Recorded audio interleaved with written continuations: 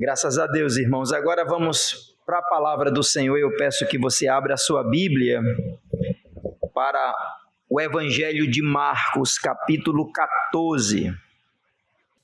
Vocês já devem saber que o capítulo 14 narra os 2 últimos dias de Jesus. O capítulo 14 fala sobre Jesus indo para a cruz. Após o seu sermão profético, então ele está pronto para ser entregue na mão dos pecadores e poder morrer na cruz do Calvário.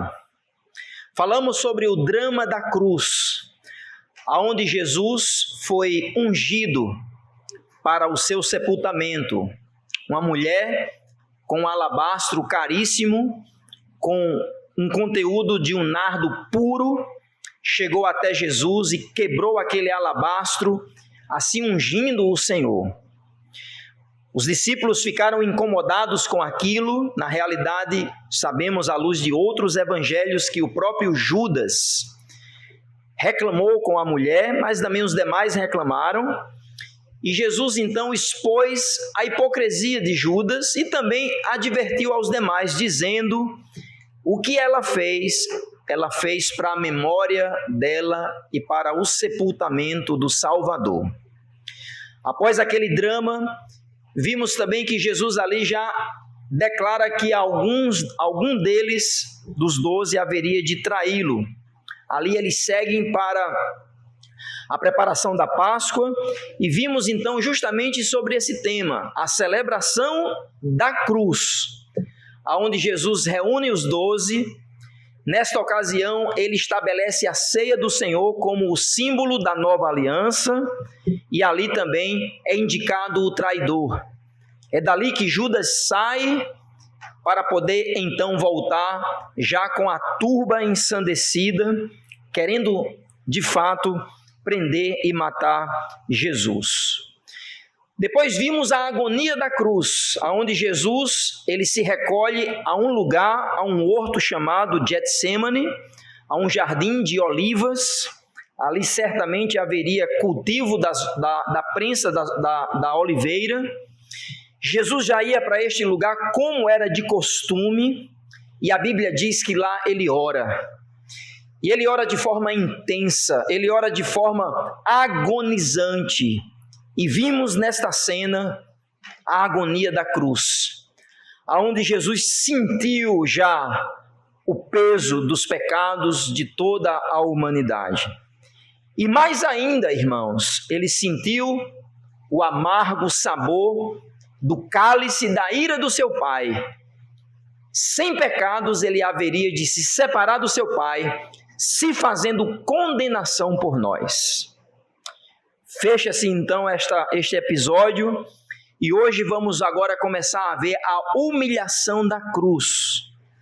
Nesta grande passagem, irmãos, que entra até o capítulo 15, e eu vou dividir esta mensagem em 2, talvez em 3 mensagens, o nosso Senhor Jesus Cristo será preso, será condenado, o nosso Senhor Jesus Cristo será humilhado também porque ele será traído de forma definitiva por seu amigo, e também ele será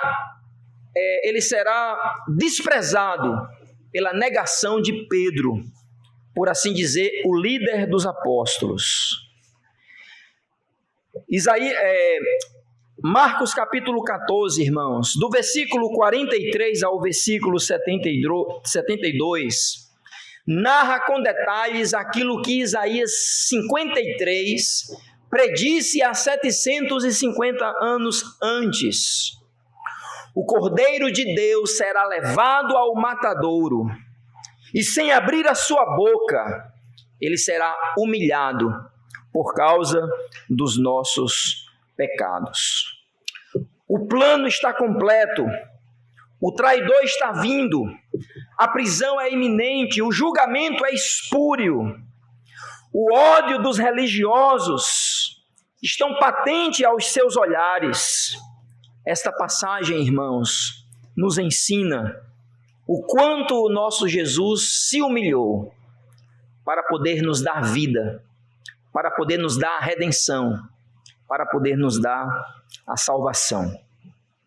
Então, nesta noite, eu quero dizer aos irmãos que, apesar da noite de trevas que aqui se impõe diante do nosso Salvador, o amor inabalável de Jesus é inquestionável. Apesar de toda a trama, de toda a traição, de todos abandonarem o nosso Salvador, Jesus está resoluto e ele segue para o Calvário. Mesmo sendo humilhado, preso injustamente e abandonado, Jesus Cristo está indo para aquela cruz e triunfará, mesmo diante das trevas e da maldade dos homens. Então eu quero dividir esta cena, começando a partir do versículo 43, em 3 partes.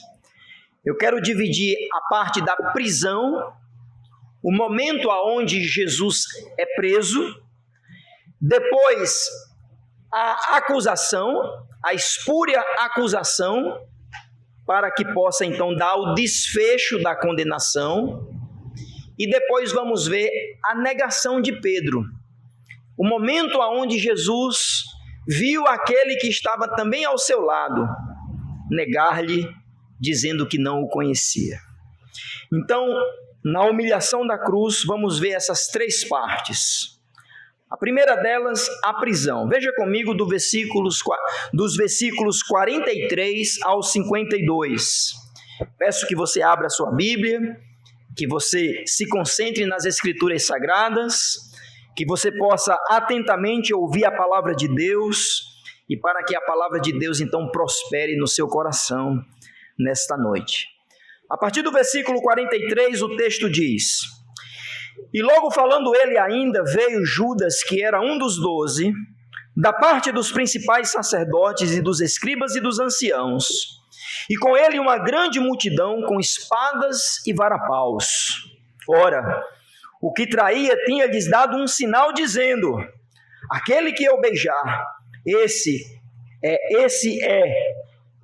prendei-o e levai-o com segurança. E logo que chegou, aproximou-se dele e disse-lhe: Rabi, Rabi, e o beijou. E lançaram as suas mãos sobre ele e o prenderam.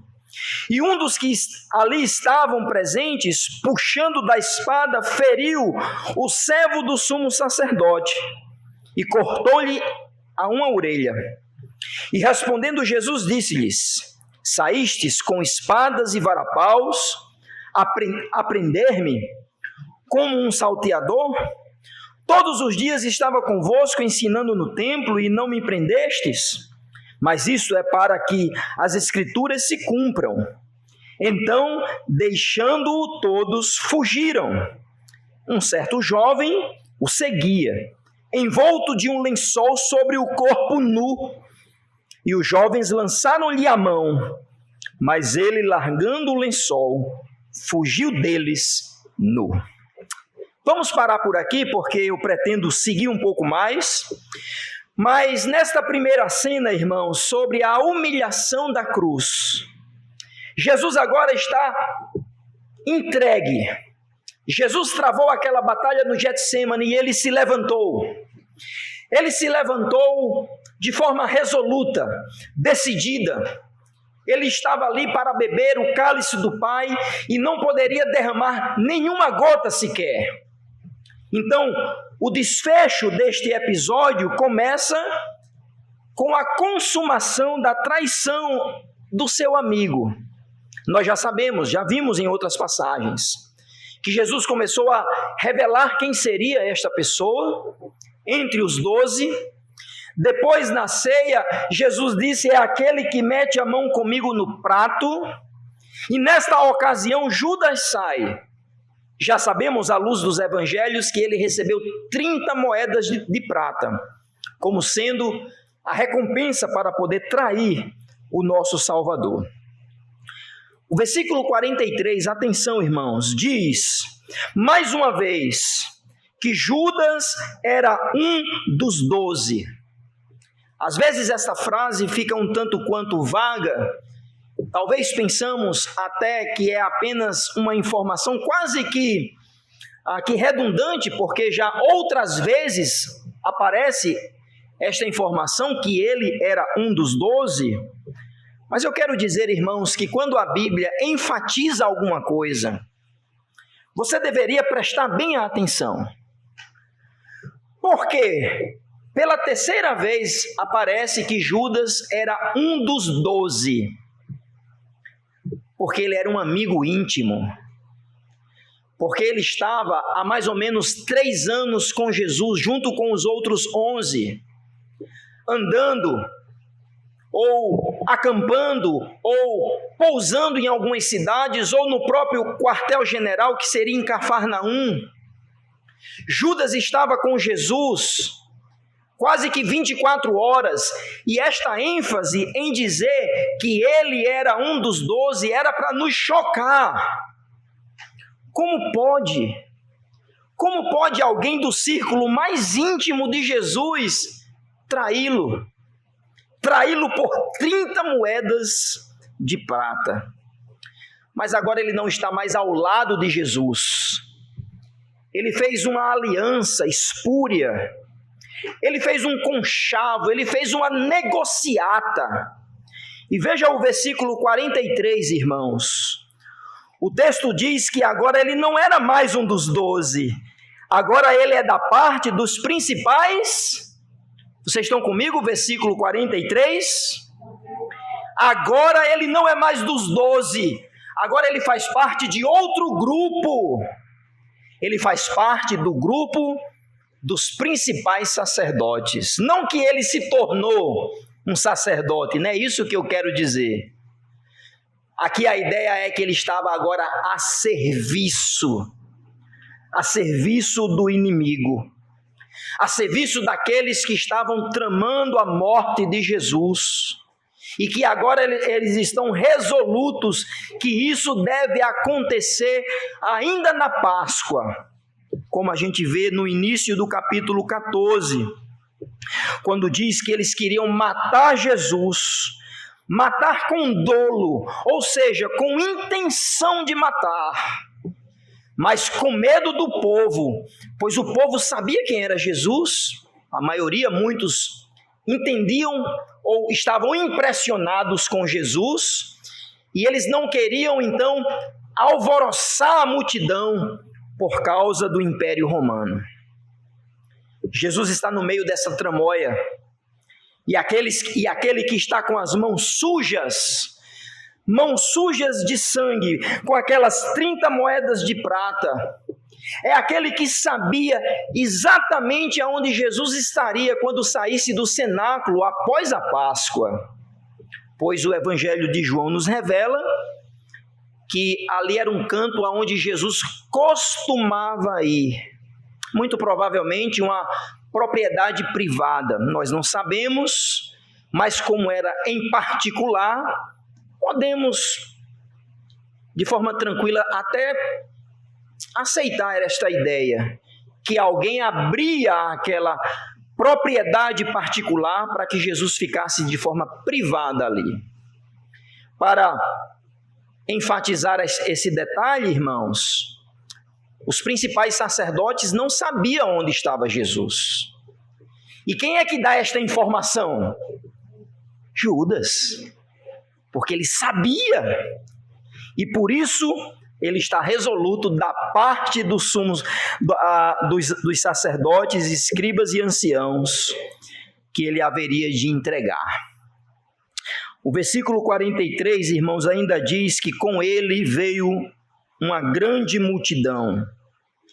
A palavra grande multidão, que pode ser traduzida como uma corte, uma comitiva ou uma turba, não sei se na sua versão diz aí no versículo 43, uma turba, significa que era um grupo qualificado para este fim.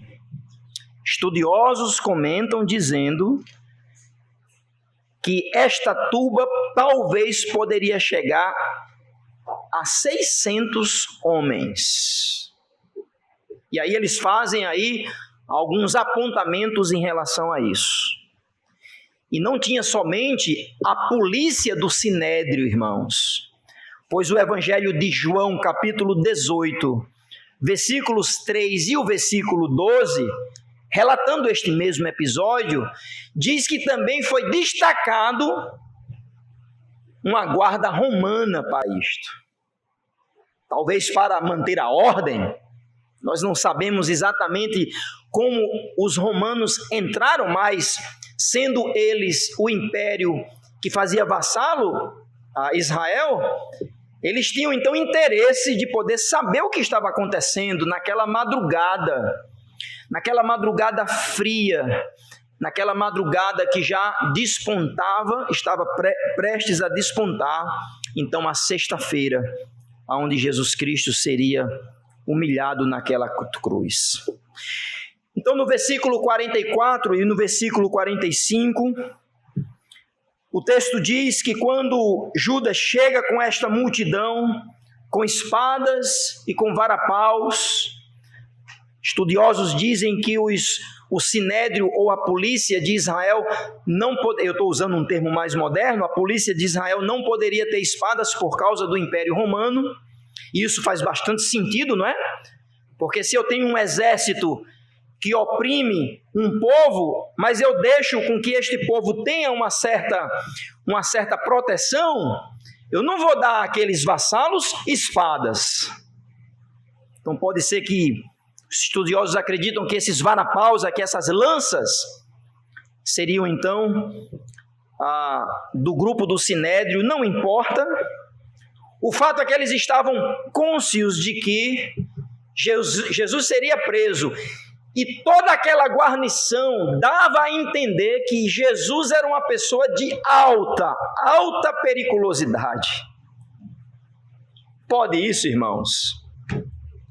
Jesus sendo considerado um procurado da mais alta periculosidade, era isso que o Sinédrio tinha julgado. Dos versículos 44 aos versículos 46, irmãos, que já lemos, diz que Judas Iscariotes deu um sinal. E o sinal de Judas era um beijo. Às vezes eu escuto músicas, inclusive eu ouvi recentemente uma poesia que dizia que Judas matou Jesus com um beijo e com um abraço da traição como uma cobra. Nenhum texto da Bíblia diz que ele abraçou Jesus. Você pode procurar Mateus, Marcos, Lucas e João. Nenhum texto diz que ele abraçou. Claro, ele chegou perto, talvez tocou na orla, no ombro, ou até abraçou. O que eu quero lhe dizer é que às vezes no imaginário das pessoas, e por conta de muitos filmes que a gente assiste, não é? Às vezes nesta cena, a Bíblia não afirma que Jesus foi abraçado. Mas os 4 evangelhos afirmam que Jesus foi beijado. E esta tradição, este costume do Oriente Próximo era muito comum, sobretudo um sinal de respeito.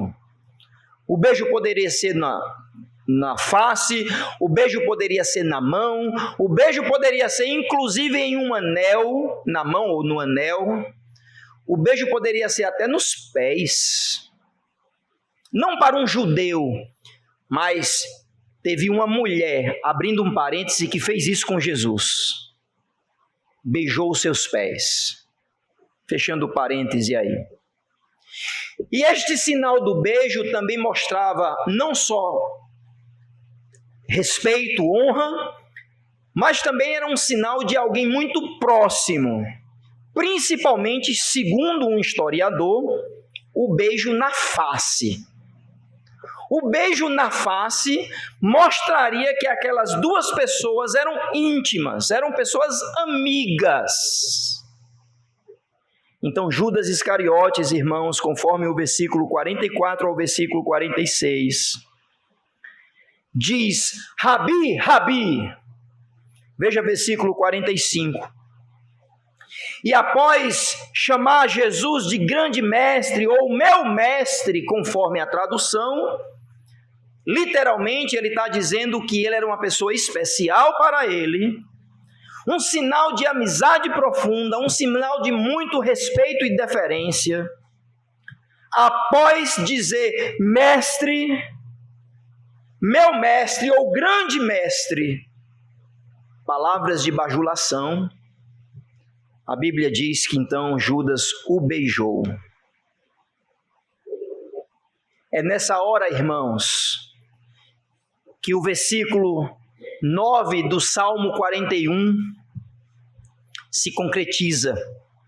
Salmo 41, 9 diz que até o meu próprio amigo íntimo, em que eu tanto confiava e que comia comigo o pão, levantou contra mim o seu calcanhar.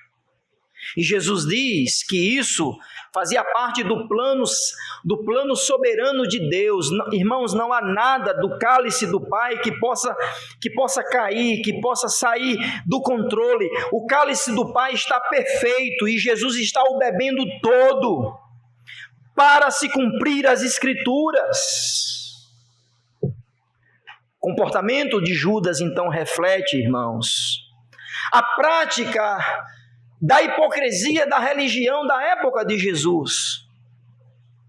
Bajuladores interesseiros, pessoas que estavam no status quo da religião apenas para receber para si e nunca pensando na honra ao Senhor e abençoar o próximo.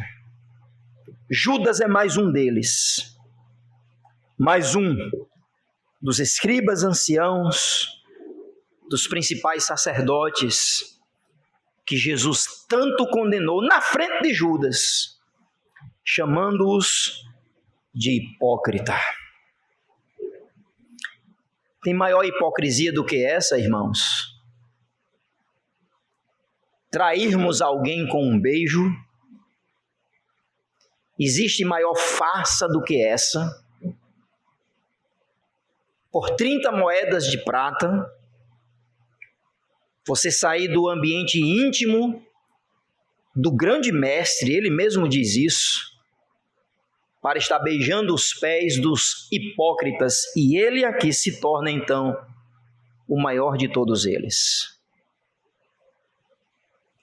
Eu queria apenas, irmãos, a dizer a vocês, após passarmos por esta cena, que na humilhação da cruz, Jesus já sabia. Inclusive, quando Jesus denuncia de forma enigmática que um dos 12 haveria de traí-lo, lembrem, irmãos, que os discípulos olharam uns para os outros e disseram assim: será que sou eu, Senhor? Vocês lembram disso? Eu quero apenas dizer a vocês que todos nós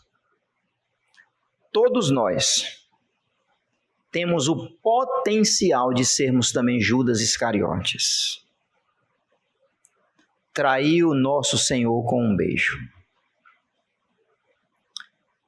Quando eu era criança, havia uma tradição no meu bairro muito forte. 2 bairros lá em João Pessoa, que fazia a malhação do Judas. Aqui tem isso. Eu tinha um medo, rapaz. Aí o pessoal ia pendurar o boneco, né? Não sei se aqui é assim, no poste. E eu passava de bicicleta desconfiado, olhando para aquele boneco feio. E quando era de madrugada, muitas vezes eu nem via que meus pais não deixavam aí. Pessoal já bêbado. Vamos malhar o Judas. É uma caricatura. Porque todos nós somos passíveis de sermos um Judas Iscariotes. Trair Jesus, lhe chamando de mestre e lhe dando um beijo na face. Vamos pensar nisso, irmãos, hoje à noite. Que humilhação! Que humilhação foi para Jesus ver o seu amigo, inclusive ele chama Judas de amigo, não aqui. Amigo, a que vieste? Trair o Salvador. Fecha-se as cortinas de Judas Iscariotes. Há uma humilhação na prisão de Jesus pelo entendimento dos demais discípulos. Veja versículo 47 agora. Versículo 46, lançaram então mão sobre ele e os prenderam. E o prenderam, melhor dizendo. Versículo 47, um dos que ali estavam presentes, puxando da espada, feriu o servo do sumo sacerdote e cortou-lhe a orelha. Então, irmãos, versículo 47 mostra a atitude entre os outros 11 que ainda não tinham entendido o caráter messiânico do servo sofredor. E eles estão querendo resolver a questão pela força do seu braço. O Evangelho de Marcos não diz quem foi que puxou a espada, mas Lucas nos revela, dizendo que a espada foi puxada por Pedro. Melhor dizendo, João diz em João capítulo 18, versículo 10, que foi Pedro que puxou a espada. E a espada era dele, conforme diz João 18, 10, até uma resposta a um irmão que trouxe com muita perspicácia essa ideia. Pastor, será que a espada era do homem ou do discípulo? João 18, 10 diz, então Simão Pedro tinha uma espada, desembainhou-a e feriu o servo do sumo sacerdote. Então eles tinham espada. Inclusive em outro lugar, o texto nos diz que eles andavam com espadas. Algo muito comum naquela época, mas eu não quero entrar para além desta questão, apenas afirmar que a espada era de Pedro. E não era pecado andar com a espada. Ponto final, não quero mais entrar em outro detalhe. Não é pecado, não era pecado aqui andar armado. Ok? Aí você recebe essa informação bíblica conforme o seu entendimento. O fato é que Pedro puxou a espada e a Bíblia diz que ele cortou-lhe a orelha. Versículo 47. Interessante que Lucas, sendo médico e historiador, até diz qual foi a orelha. Lucas 22, 50 e 51, a orelha direita. E o nome do servo do sumo sacerdote era Malco, provavelmente um escravo, pela própria palavra que diz que ele não era um policial, tá? Ele não era da guarda, mas o texto claramente diz, olha o versículo 47, que ele feriu o servo do sumo sacerdote. A palavra aqui é escravo de casa. É um doulos. Nem sei pronunciar, mas a palavra é essa, um escravo de dentro de casa. Cortou-lhe a orelha, e Lucas diz, inclusive, que Jesus opera um milagre, restituindo e curando a orelha daquele homem. Detalhes à parte, irmãos. Versículo 48, a resposta de Jesus àquele momento violento foi o seguinte, veja versículo 48. Respondendo Jesus disse, saístes com espadas e varapaus a prender-me como um salteador?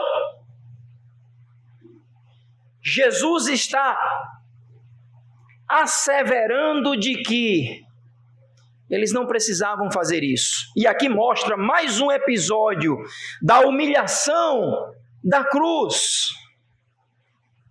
Porque Jesus era um salteador, irmãos? Claro que não, não é? A palavra salteador não é alguém que assalta somente.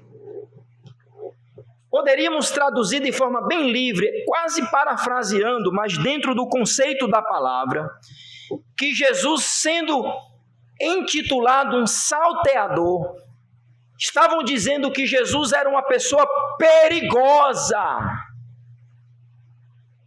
Então, as forças de segurança hoje, nossos irmãos sabem mais do que eu aqui, se a força de segurança vai prender alguém e esta pessoa, ela, pelo seu histórico, pelo contexto da ocorrência, seja lá como for, ela demonstra perigo e dependendo do perigo, as forças de segurança vão mais preparadas, não é assim não?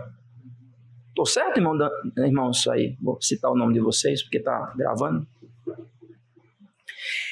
É óbvio. Por isso que quando as forças de segurança no estado do Rio de Janeiro entrou para poder debelar a facção terrorista, criminosa, lá no Rio de Janeiro, eles não foram com pedras nas mãos não, irmãos. Eles foram tentar se equiparar a eles, e olha, eu vou dizer, e posso estar muito enganado, tenho para mim que o inimigo é mais forte do que o amigo. Mas aí eu estou falando como um leigo, tá? Fecha parêntese. Aqui, as forças de segurança foram proporcionalmente ao que eles entendiam sobre Jesus. Um salteador. Procura-se Jesus de Nazaré, o homem mais procurado de Israel. Mais procurado do que Barrabás, porque Barrabás já está preso nesse momento, que era assassino, sanguinário. E Jesus é que diz: vocês vieram até mim como um salteador, como um homem de alta periculosidade. O texto segue, irmãos, a dizer que eles não precisavam disso. Veja versículo 49, todos os dias estavam ensinando no templo, e vocês não me prenderam. Vocês tiveram tanta oportunidade para me prender, para que isso agora? Sabe para quê, irmãos? Para humilhar, porque esse momento é o momento da humilhação. Jesus tinha que ser classificado como um homem de alta periculosidade, um salteador. Agora perceba bem, irmãos, Jesus sendo classificado como alguém de alta periculosidade, mas era para se cumprir as Escrituras. Veja, irmãos, versículos 49 e 50. Porque em Isaías 53:9 a Bíblia diz que Jesus foi sentenciado com os ímpios. Isaías 53:9, Isaías 53:12 diz que ele foi contado com os transgressores. Ao seu lado, no horto da caveira, estava uma à direita e uma à esquerda, e Jesus estava onde? No centro, contado entre os transgressores. Estava para se cumprir as Escrituras. O Santo de Israel, o Imaculado, o Perfeito, seria contado, sentenciado com os ímpios e colocado na vala comum entre os transgressores. Versículo 50, ainda para se cumprir outra profecia. Versículo 50, então, deixando todos, fugiram. Zacarias 13, verso 7 diz: ferirei o pastor e espalhar-se-ão todas as suas ovelhas. Na humilhação da cruz, irmão, Jesus estava só. Agora não havia quem o consolasse, pois ele já havia travado a batalha do Getsêmani. Ali ainda o Pai o enviou um anjo, como vimos domingo passado. A batalha já tinha sido travada, o general se levanta e ele está resoluto em ir à cruz. E nessa sua caminhada para o Calvário, ele está sendo humilhado como um salteador. E também ele está sendo humilhado, irmãos, escute, por todos aqueles que disseram: Senhor, jamais a gente vai lhe trair. Porque não foi só Pedro que disse não, vocês lembram? Ou a gente precisa retomar o versículo, ao versículo que ele diz isso? Versículo 31 deste mesmo capítulo. Enquanto Pedro dizia com mais veemência: ainda que me seja necessário morrer contigo, de modo nenhum te negarei. E da mesma maneira, todos os demais. Mas nessa hora, ele está só. Todos se dispersaram para se cumprir as Escrituras. Atenção ao versículo 51 e o 52. Que diz que um certo jovem seguia este episódio naquela noite fria, num lençol sobre o corpo nu. E os homens, os jovens, lançaram-lhe a mão para pegá-lo, não é? Mas ele, largando o lençol, fugiu nu. Pronto, aqui está a leitura do texto. Não me pergunte quem é essa pessoa, que a Bíblia não revela. Muitos estudiosos acreditam que é o próprio Marcos. Este Marcos, que a Bíblia vai dizer lá em Atos, que é sobrinho de Barnabé. E que Jesus tinha um livre acesso à casa e à família dele. Era um jovem que, se foi Marcos, ele mora próximo. E ele viu toda aquela situação, ou ele ouviu toda aquela situação. Correu para o horto, aonde Jesus foi preso, no jardim de Getsêmani. Não deu tempo de botar uma roupa adequada. E quando chegou, a multidão já estava lá. Foi tarde demais. Quiseram pegá-lo e ele então conseguiu se desvencilhar nu para casa. É o único episódio deste evento, é a única narrativa deste evento em Marcos. Os demais não relatam, e eu não teria dificuldade de aceitar que a pessoa que estava aqui é o próprio que está escrevendo. Um certo jovem é ele mesmo, que passou por essa situação. Você ficaria envergonhado, irmãos, se você estivesse no lugar desse jovem? As pessoas querendo pegar você, e aí você estava só com um lençol e de repente você ficaria nu, correndo de madrugada para casa. Você ficaria envergonhado? Constrangido demais? Sim ou não? Humilhação maior está passando o nosso Salvador. Traído por um amigo, abandonado pelos demais, acusado como um malfeitor, um salteador, e como um cordeiro mudo, maniatado,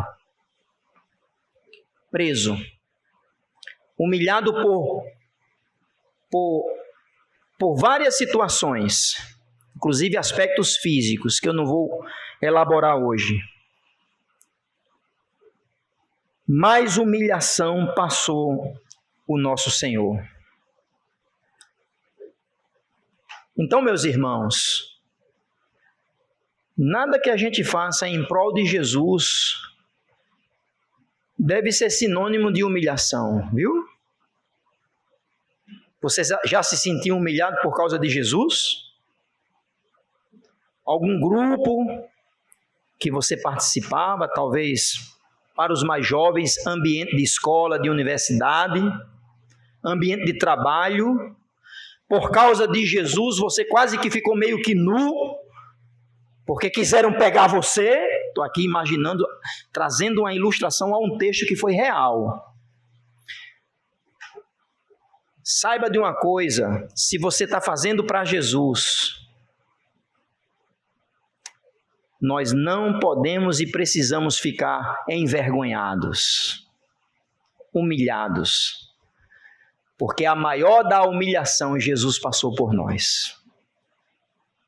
A maior das humilhações Jesus passou por nós. Fecha-se então a prisão de Jesus e agora chega-se ao julgamento. Versículos 65 em diante, versículos 53 em diante. Eu quero que na minha leitura você pule o versículo 54, tá bom? Atenção ao verso 54. Não leia, eu vou pular e você deveria pular também. Depois eu vou explicar. Versículo 53. E levaram Jesus ao sumo sacerdote, e ajuntaram-se todos os principais sacerdotes e os anciãos e os escribas. 55. E os principais sacerdotes e todo o concílio buscavam algum testemunho contra Jesus para o matar, e não o achavam, porque muitos testificavam falsamente contra ele. Mas os testemunhos não eram coerentes.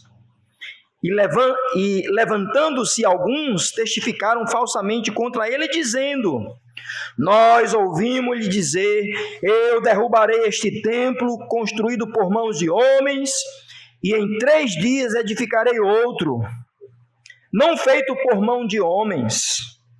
E nem assim o seu testemunho era coerente. Levantando-se o sumo sacerdote do sinédrio, e perguntou a Jesus, dizendo: nada respondes? Que testificam estes contra ti? Mas ele, Jesus, calou-se e nada respondeu. O sumo sacerdote lhe perguntou mais uma vez, dizendo-lhe: és tu o Cristo, o Filho do Deus bendito? Jesus disse-lhe: eu sou.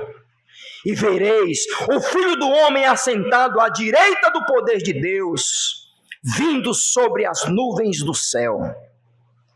O sumo sacerdote rasgou as suas vestes e disse: para que necessitamos de mais testemunhas? Vós ouvistes a blasfêmia, que vos parece? E todos consideraram culpado de morte. Alguns começaram a cuspir nele, cobrindo-lhe o rosto e a dar-lhe murros e a dizer-lhe: profetiza? E os servidores davam-lhe bofetadas. Continuou a humilhação agora neste espúrio julgamento. O versículo 53 diz, irmãos, que eles levaram Jesus ao sumo sacerdote. O sumo sacerdote na ocasião era um homem chamado Caifás. Mateus 26, 57, Lucas 22, 54. Porém, atenção, segundo o Evangelho de João, havia alguém que também presidia o sinédrio, não de forma correta, mas certamente em um aspecto tão espúrio político, que era um homem chamado Anás. E João vai dizer que Anás era o sogro de Caifás. Olha só, irmãos, como a coisa está enrolada aqui. Então você vê alguém sendo preso, ainda injustamente, porque não havia acusação notória, na madrugada. E mais, irmãos, ele foi levado à casa de Caifás. Mateus 26, 57. Todos os estudiosos, historiadores que eu pesquisei, afirmam que isso era completamente fora do padrão. Parece com hoje? Opa! Nada novo debaixo do sol, nada novo que o nosso Senhor Jesus Cristo não recebeu em superlativo grau, irmãos. Anás, Caifás sendo de fato o sacerdote, e é ele que vai conduzir o processo. E que nesta ocasião, irmãos, testemunhas falsas se levantam. O texto nos diz, texto que já lemos, que elas eram contraditórias, elas eram incoerentes. Não havia nada de coerência para que pudesse pegar Jesus em alguma contradição. Eles tentaram fazer isso, mostrando uma moeda do Império Romano, e Jesus diz: dá a César o que é de César, dá a Deus o que é de Deus. Em outras ocasiões, colocando testes e provas para ver se pegavam Jesus, mas Jesus, sendo Deus, não tinha pecado, não tinha nada para acusá-lo, como está escrito, irmãos, em Isaías 53. Da sua boca não se ouve engano algum, porque ele é o Cordeiro imaculado. Nada, não havia coerência nas testemunhas, até que o presidente daquela espúria congregação, reunião maligna, se levanta. Veja versículo 60. Sabemos, à luz de outros textos dos evangelhos, que é Caifás o que presidia esse julgamento totalmente humilhante. Ele fica incomodado com o silêncio do Cordeiro. E ele pergunta a Jesus, dizendo: você não fala nada? Você não vai dizer nada para, pelo menos, tentar se defender? Ele estava só, não havia ninguém que pudesse apoiá-lo. Parecido com o apóstolo Paulo em 2 Timóteo capítulo 4, né? Paulo entendeu bem o que é isso, não ser representado por ninguém. Ora, Jesus recebeu ainda de forma muito mais veemente essa questão. Você não vai responder nada? Ele calou-se. Veja, irmãos, veja versículo 61. O sumo sacerdote tornou a perguntar e disse, atenção ao versículo 61. És tu o Cristo, o Filho do Deus bendito? Pronto. Esta era a pergunta que incriminaria ou não Jesus. Porque Jesus já havia testificado sobre isso. Jesus já havia dito que ele é o Messias. Eles já sabiam disso.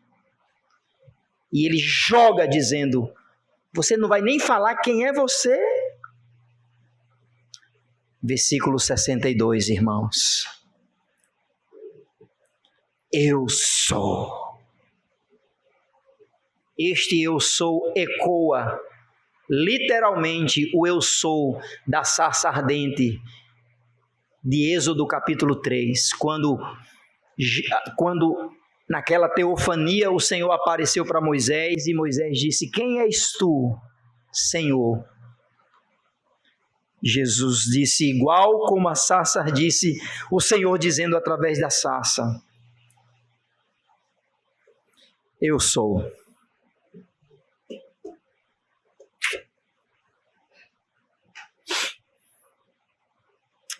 Vou parar por aqui hoje.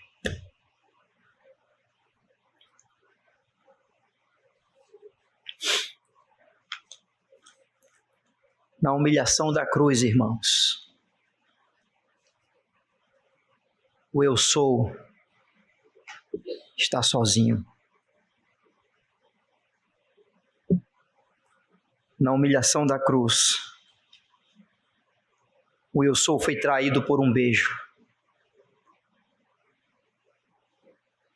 Na humilhação da cruz, o eu sou viu todos os seus amigos que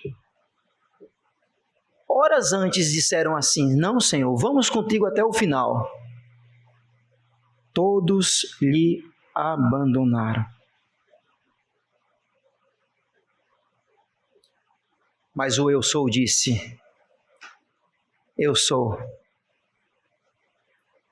E vocês verão o Filho do Homem assentado à direita de Deus, vindo sobre as nuvens do céu. No momento humilhante da cruz, que ainda vai continuar, ele disse quem ele era. Mas agora ele está só. Como muitas vezes fica só. Quando muitas vezes eu e vocês, irmãos, o desprezamos, o abandonamos e até o negamos. Quando muitas vezes a gente não vê a hora de um culto como esse acabar. Que o Senhor, eu sou, tenha misericórdia de mim e você. E que a humilhação da cruz nos faça humilhar na presença dEle.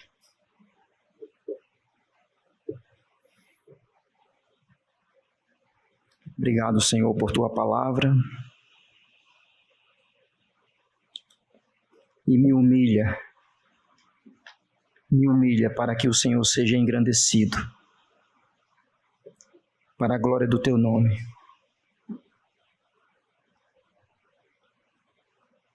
Porque foi minha culpa, Senhor, que o Senhor começou a ser humilhado rumo à cruz. Traído,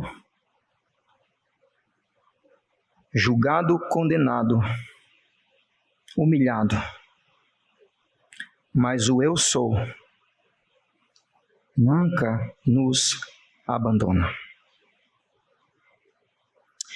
Obrigado pela promessa que o Senhor nos dá em Hebreus capítulo 13 e que cantamos hoje várias vezes. Apesar do nosso abandono, jamais o Senhor nos abandona. Porque o Senhor é o eu sou. É assim que oramos em nome de Jesus. Agradecidos, amém.